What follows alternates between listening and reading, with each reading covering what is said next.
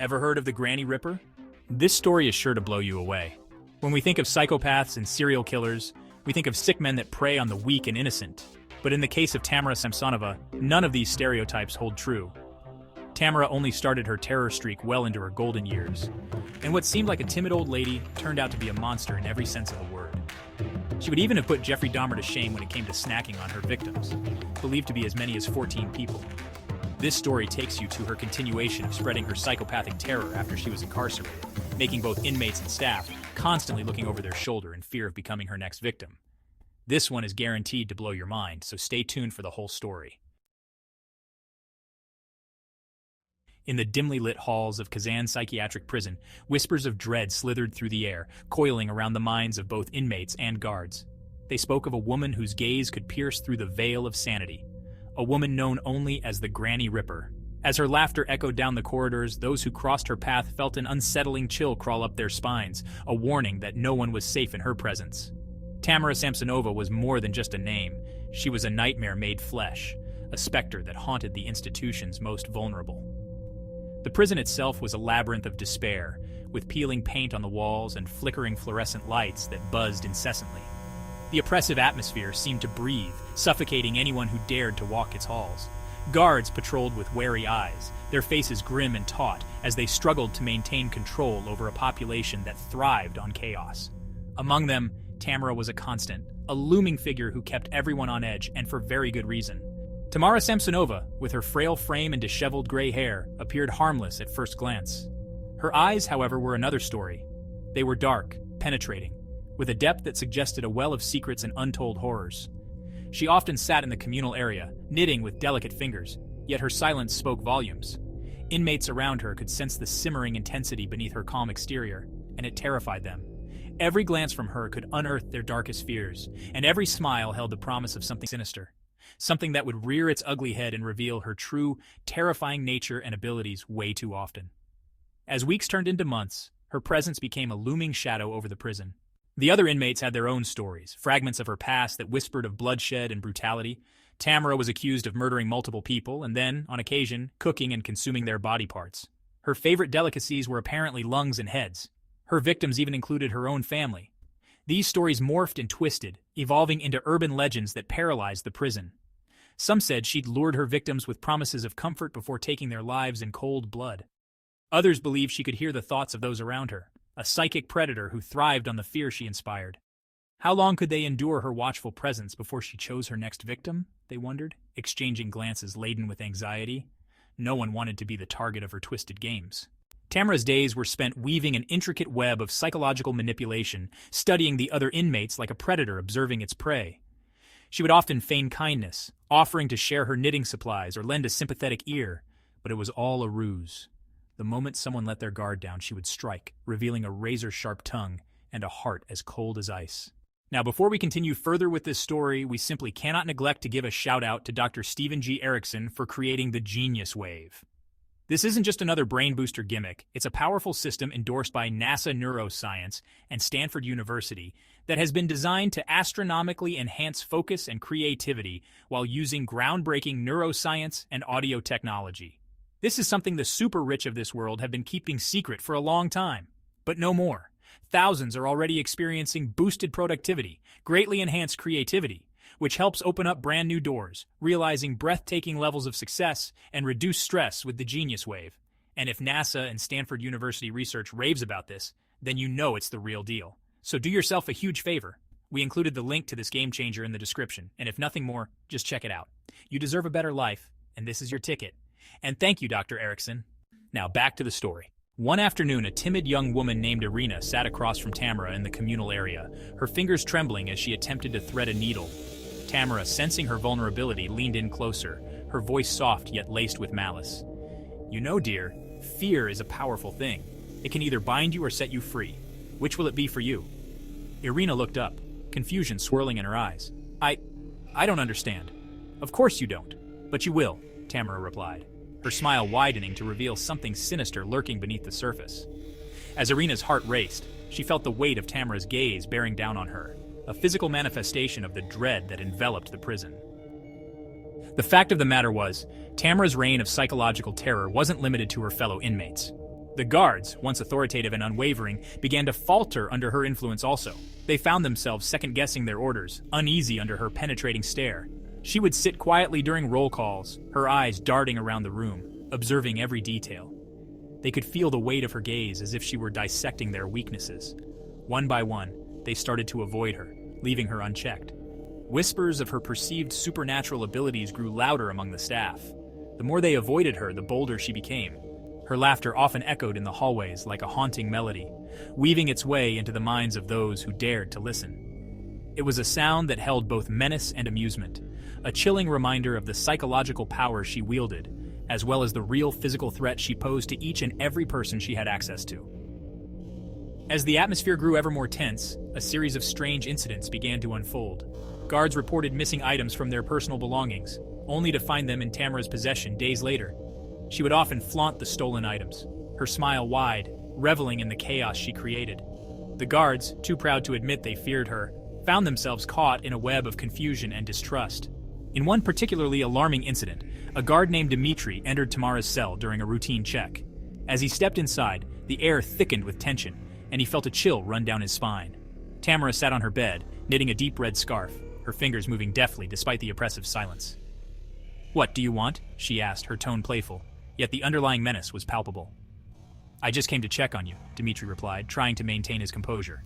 "Checking on me, or checking for something else?" she taunted, her eyes glinting with amusement. "You know, Dmitri, you should really keep a closer eye on your possessions. I've heard some things go missing in here." He swallowed hard, a knot forming in his stomach. "I'll be leaving now," he stammered, backing away slowly. "Don't worry, dear, I only take what's given to me," she called after him, her laughter echoing down the corridor. As he retreated, the unsettling sensation of being watched lingered. Dmitri could feel the eyes of the other inmates boring into him, their expressions a mix of fear and intrigue. What would happen when the line between inmate and guard began to blur in this twisted game of fear? Word spread like wildfire about Tamara's uncanny ability to manipulate the vulnerable. In private conversations, inmates recounted chilling encounters with her, tales of late-night whispers, promises of freedom that turned to nightmares. "She knows things," one inmate murmured, eyes darting nervously. "Things about us. She can hear our thoughts." As these stories circulated, the collective fear grew stronger, creating a palpable tension that electrified the air. Every creak of the prison's old walls became a harbinger of her impending wrath. Inmates began to isolate themselves, shunning one another to avoid drawing Tamara's attention.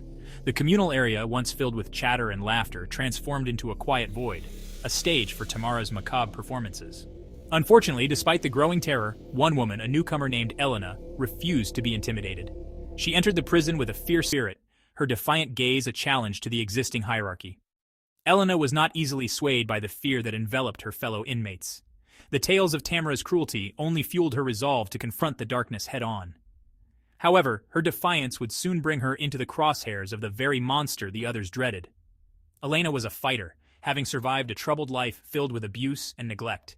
She had been incarcerated for defending herself against an attacker, a reality that gnawed at her soul. Determined to prove her strength, she quickly learned the ins and outs of Kazan. She established connections with other inmates, seeking to create a support network among the fragile souls that occupied the prison. But the moment Elena entered the communal area and laid eyes on Tamara, a cold wave of realization washed over her. Tamara's piercing gaze locked onto her, and Elena could feel the electric current of malice sparking between them.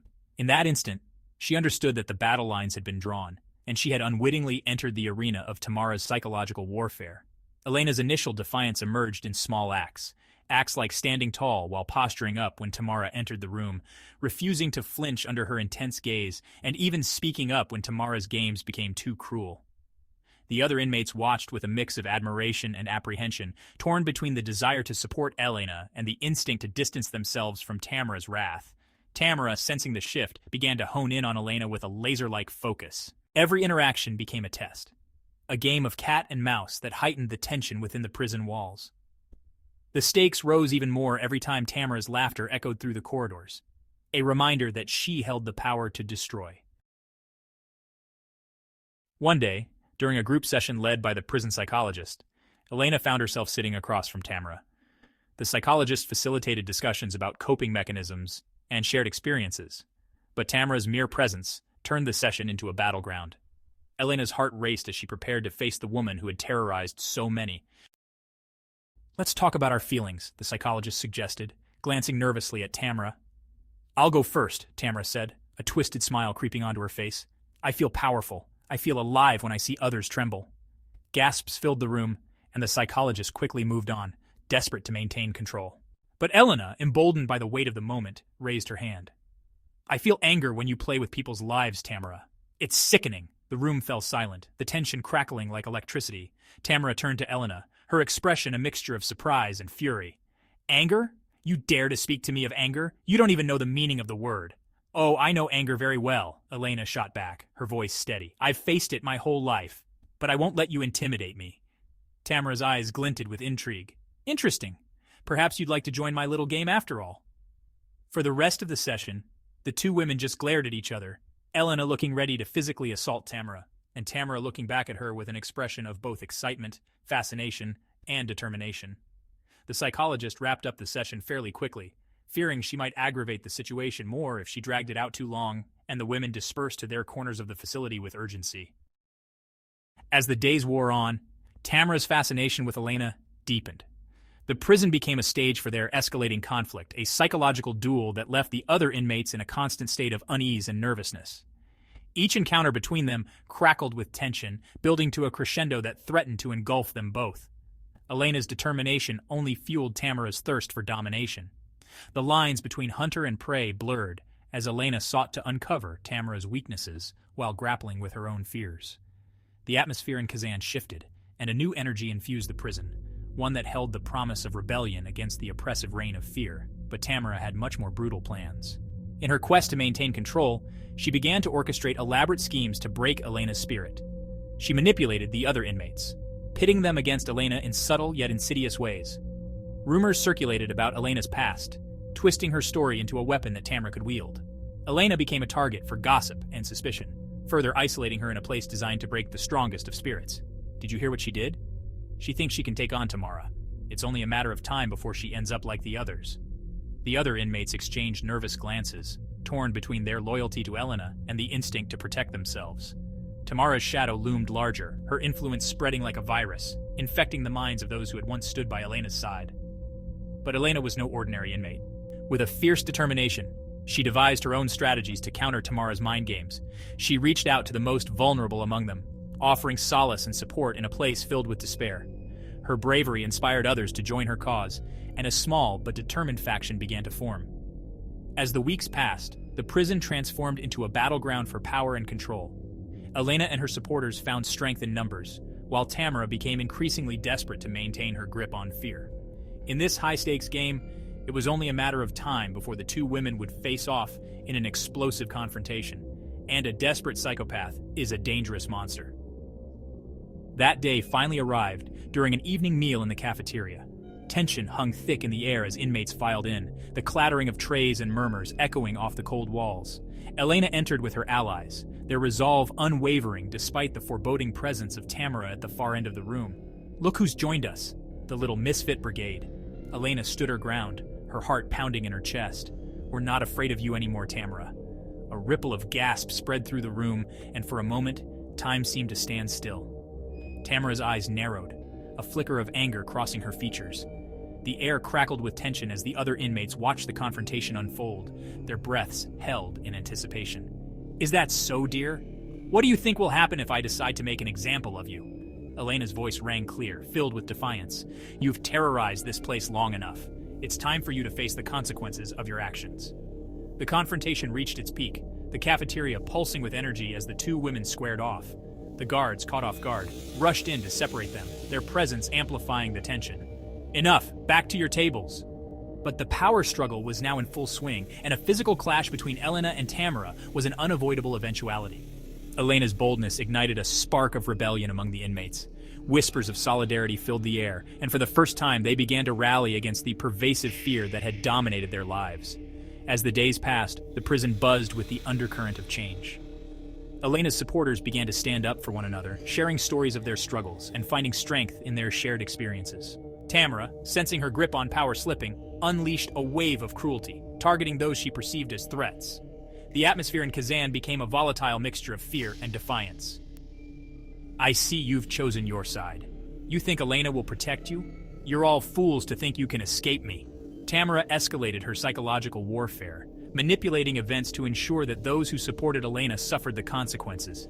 In the dead of night, she would slip into the common areas, planting seeds of doubt and fear. Most of these inmates weren't even picking sides. They were too scared to get involved and wanted nothing to do with either of the two, but to Tamara, not siding with her was siding with Elena. Another turning point came one fateful night when Tamara orchestrated a confrontation that would tip the balance of power. She ambushed Elena and her closest ally, a woman named Katya, as they returned to their cells. Tamara stood in the shadows, her presence suffocating as Elena and Katya approached. "What's wrong, dear? Afraid of the dark?" "Get out of our way, Tamara," Katya warned, her fists clenched. Tamara stepped forward, her eyes gleaming with a manic intensity. "You're all going to pay for your insolence. You've dared to challenge me, and now you'll see what happens to those who cross me." In a split second, chaos erupted. Tamara lunged forward, a twisted expression on her face, and a struggle ensued. Elena and Katya fought back, adrenaline surging through their veins. The once muted energy in Kazan ignited into a wildfire, echoing through the hallways. Screams filled the air, and the prison erupted into a cacophony of chaos as inmates rushed to witness the clash. Guards rushed in, trying to regain control, but the power struggle had already consumed the prison. It was a battle of wills, and the stakes had never been higher. As fists flew and chaos reigned, the fight reached its climax. Elena was stunned at the strength Tamara seemed to possess. She was an old lady, and beating her to a pulp seemed like a foregone conclusion, but Tamara poked with her sharp nails and rigid fingers at Elena's body in spots that resulted in excruciating pain, all while sporting a sinister and evil smile. Even when Elena punched Tamara in the face repeatedly, the smile never left her face. It did not even change. It just remained underneath the cold, dead eyes like a mask painted onto her face permanently. Then Tamara grabbed Elena under the armpits and dug her thick, sharp nails into her skin in a way that felt to Elena like her lateral muscles were being torn apart. Finding herself face to face with Tamara, their eyes locked, and in that moment, the air thickened with unspoken understanding. They were both survivors, shaped by their pasts but now standing at a crossroads. "I'll never let you win," Elena spat, defiance etched across her features. "Win? My dear, it's not about winning, it's about fear, and you're still trembling," Tamara retorted, the same sadistic smile that graced her lips all along still remaining unchanged. In that moment, the prison shifted. Elena's allies rallied around her, their voices rising in solidarity, drowning out Tamara's taunts. The atmosphere crackled with defiance as they united against the tyranny of fear. They were no longer prisoners of Tamara's twisted games. They were warriors fighting for their lives. That night, the first of Elena's nightmares began. She woke up screaming, drenched in sweat, her heart pounding like a drum in her chest. Her cellmate shook her awake, panic in her eyes. "What is it? What happened?" the cellmate whispered urgently. Elena's gaze darted around the cell, her breaths coming in ragged gasps. She could still see the old woman's face in her mind's eye. Tamara's smile, her eyes glinting like steel. The dream had been so vivid. Tamara had been standing at the foot of her bed, whispering something in Russian. Over and over, the same phrase, until it drilled into Elena's skull like a curse. Just a dream. It was just a dream, Elena muttered finally, shaking her head. But the nightmares didn't stop. Every night they grew worse. Tamara's voice, her presence, the soft whispers that seemed to burrow into Elena's bones. It wasn't long before the cracks in Elena's facade began to show. During the day she was agitated, snapping at her followers for no reason. She took to watching Tamara from across the yard, her eyes dark with suspicion and fear. Little did she know that this was the beginning of the end for her. The other inmates noticed. Whispers spread like wildfire. Elena was losing it. The power she'd seized so violently was slipping through her fingers. Meanwhile, Tamara watched the unfolding drama with quiet satisfaction. It came to a head for the final time one evening when Elena cornered Tamara in the showers. Her eyes were wild, and her hands trembled as she pointed a finger at the old woman. "What did you do to me? Why, whatever do you mean, dear? Don't play games with me. You're doing something, making me see things. You're unraveling all on your own, dear. I'm just here to watch and enjoy the show." The look of confusion and fury that flashed across Elena's face was almost comical. She opened her mouth to retort, but no words came out. Instead, she staggered back, clutching her head as if she could squeeze the memories out. Her breaths came in sharp, ragged bursts. What did you say?" Tamara took a slow, deliberate step closer. Her eyes bore into Elena's, and when she spoke, her voice was like ice. "I said, you should be careful where you tread. Some paths lead to places you can never come back from." Elena stared at her, her mouth opening and closing soundlessly. Then she turned and fled, her footsteps echoing hollowly down the empty hall. That night, Elena's screams rang through the cell block, so piercing and raw that they sent chills down every spine. By morning, she was dead, found curled up on her bed with a serene smile on her lips. There were no visible injuries, no signs of struggle. Just a small piece of paper clenched tightly in her hand. The guards peeled it from her stiff fingers, exchanging uneasy glances. Scrawled in a shaky hand, the words "told you" stared back at them like a grim epitaph. Tamara's status in the prison transformed overnight. After Elena's mysterious death, no one dared to approach her, not even the toughest inmates. Even the guards became more cautious, their usual bravado replaced by a wary respect. She received special privileges: a private corner in the yard, the first pick of supplies in the workshop. It was as if she'd become untouchable, a ghost haunting the very walls of the prison. But there was always one who wanted to test boundaries, and Tamara would cause another person to lose their life in this prison she had made her kingdom. Tamara's next victim would be a young, ambitious guard named Mikhail, who made it his mission to break her. He'd heard the stories, seen the fear in the eyes of his colleagues. He didn't believe in all that nonsense. She was just an old woman, and he would show everyone that she was just another prisoner. The first time he confronted her, it was during a surprise search of her cell. He tore through her belongings, dumping her meager possessions onto the floor with deliberate cruelty. Tamara sat quietly on her bunk, watching him with that same infuriatingly calm smile. "You're not special," Mikhail muttered as he rifled through her things. "You don't scare me." "Of course not, dear. Why would I want to scare a nice young man like you?"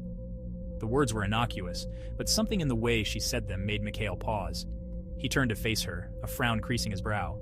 "What's that supposed to mean?" "It means, dear, that your bravado is amusing, but bravado can only take you so far."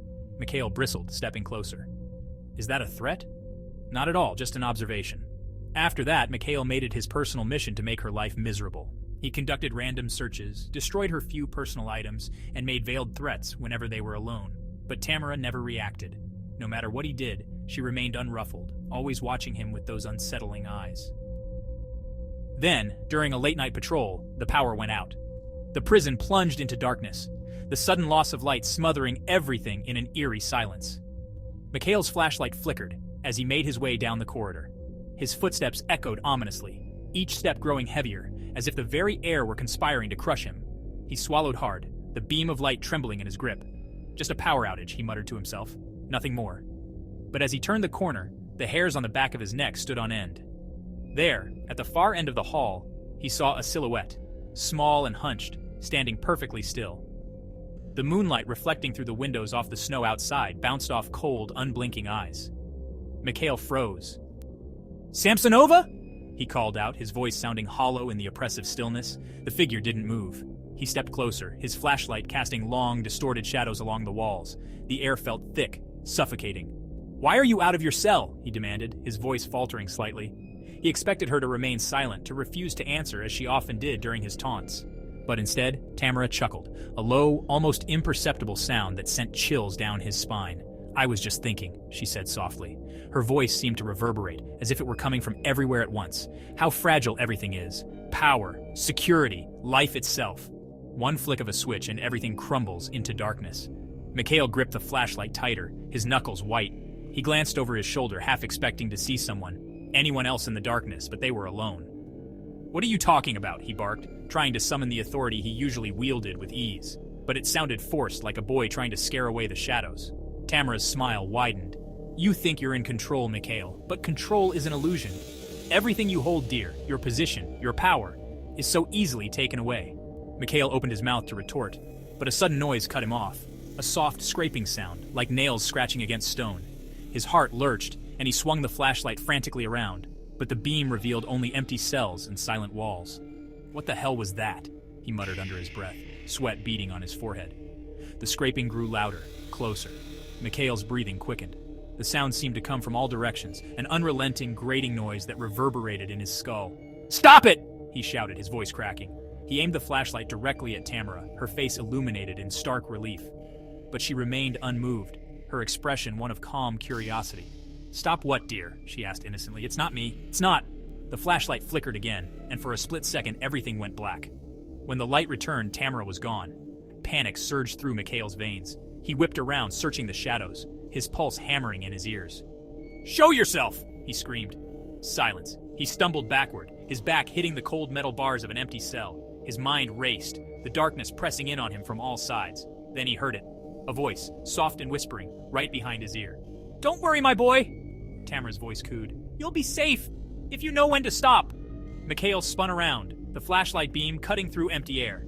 He staggered forward, his breaths coming in shallow gasps. And then he saw it, something glinting on the floor at the entrance to the hallway. He bent down, the flashlight illuminating a small, blood-stained scalpel. His breath hitched. How? His mind struggled to make sense of it. The medical wing was on the other side of the facility. How had it gotten here? The whisper came again, this time from the shadows ahead of him. "Be careful, dear. You're standing on dangerous ground." Mikhail's grip slipped, and the flashlight clattered to the floor. He scrambled to pick it up, but the light blinked out, plunging him into absolute darkness. His hands shook as he fumbled with it, cursing under his breath. When the light finally flickered back on, the scalpel was gone. He turned, a scream lodged in his throat. He was face to face with Tamara. She stood impossibly close, her eyes gleaming in the dim light, her expression serene. She held the scalpel delicately between two fingers, the blade catching the faint glimmer of the flashlight. "Looking for this, dear?" she murmured, holding it out to him. Mikhail recoiled, stumbling back against the bars. His mind screamed at him to run, to get away, but his body refused to obey. He was paralyzed, trapped in the gaze of this small, frail old woman who radiated an aura of something far more terrifying than he had ever encountered. What do you want?" he whispered, his voice barely audible. Tamara tilted her head, considering him. "I want you to understand, Mikhail. I don't fear you. I don't fear this place. The true prison isn't made of bars and concrete." She leaned closer, her breath warm against his cheek. "It's made of the mind." Before Mikhail could react, Tamara swiped the scalpel across his throat and pressed it gently into his hand. He flinched, expecting to feel the sting of the blade, but it remained dormant. No pain, only blood. He looked down, bewildered, and when he glanced up again, she was gone. The power surged back on, and the corridor flooded with harsh fluorescent light. Mikhail blinked, disoriented, and then crumpled to the ground. The scalpel was no longer in his hand. His fingers were empty. He blew out his final breath with a gurgling sound, with Tamara nowhere to be seen. In the end, Tamara's murders were acts of a sick and demented monster, but her ability to inflict psychological torture onto anyone that triggered her sadistic tendencies was far more profound. To this day, she remains locked up in the Kazan Psychiatric prison, continuing to craft her legendary status, with new fantastical stories popping up all the time, many of which are undoubtedly grossly exaggerated, but many also true. What would you ask Tamara if you were sitting face to face with her? Please share your questions in the comments below. And do yourself a favor and check out the story on your screen right now. This one covers another mentally ill woman, Lisa Montgomery, who stalked and murdered an innocent young mother-to-be so she could take her unborn child to raise as her own. This one is sure to blow your socks off. As always, much love and stay safe.